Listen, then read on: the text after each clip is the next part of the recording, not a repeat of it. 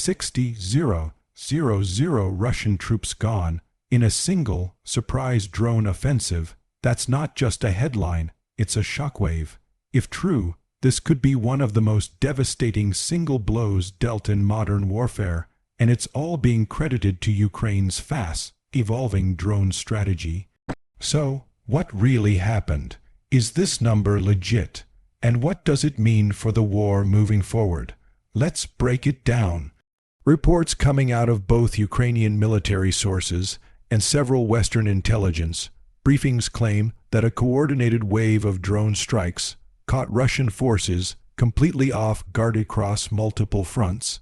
We're talking large-scale drone swarms, loitering munitions, and precision-guided UAVs zeroing in on troop concentrations, supply depots, and command posts.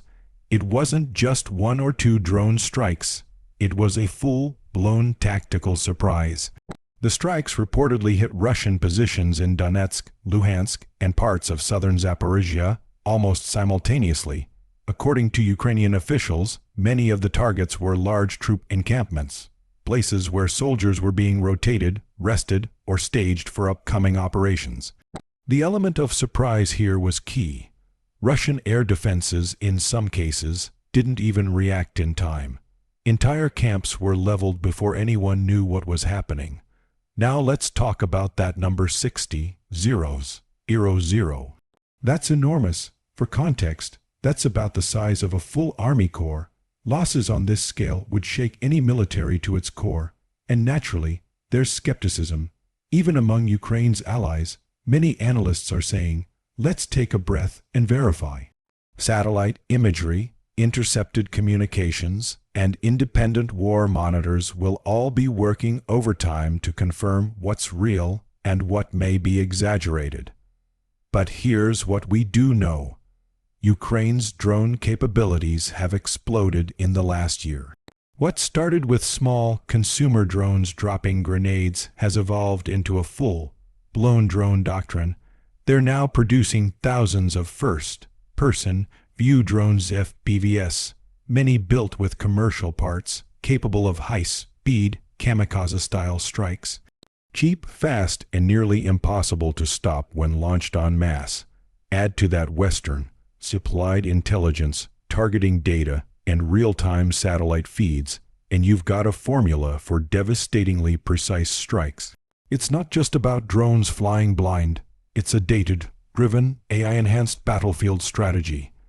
This latest wave of attacks may be the clearest sign yet that Ukraine isn't just defending anymore. It's innovating.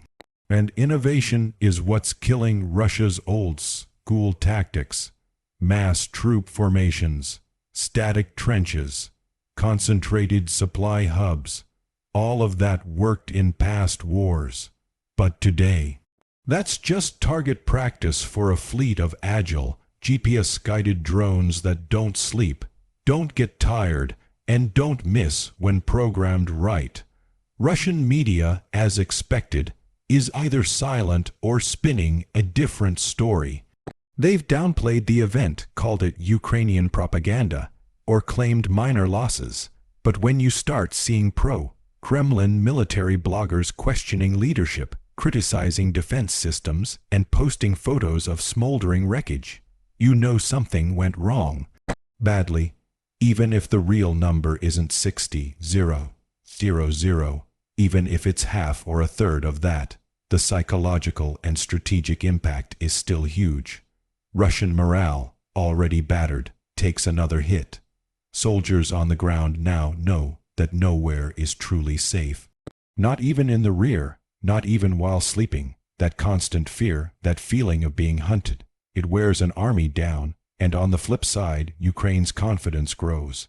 This kind of strike sends a message, not just to Russia, but to the world. It says, we're still in this fight, and we're not just surviving. We're striking back harder, smarter, and with tools that change the rules. It also matters politically. These dramatic battlefield wins help Ukraine rally continued support from the West. Every time a massive loss like this hits Russian forces, it makes it harder for critics to argue against supplying Ukraine with more aid, more drones, and more tech. It becomes not just a war of survival, but of momentum. But we need to talk about the human cost too.